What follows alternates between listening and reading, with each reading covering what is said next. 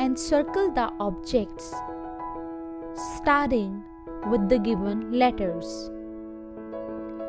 दिए गए हरूफ से शुरू होने वाली चीज़ों के गिर्द दायरा लगाइए।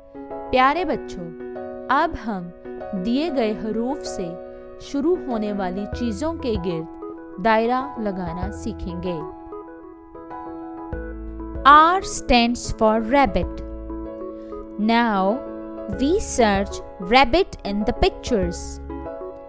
Key, parrot, rabbit. Yes, this is the picture of a rabbit. So, we encircle the picture of a rabbit. I stands for ink pot. Now, we search ink pot in the pictures. Lamp, ink pot.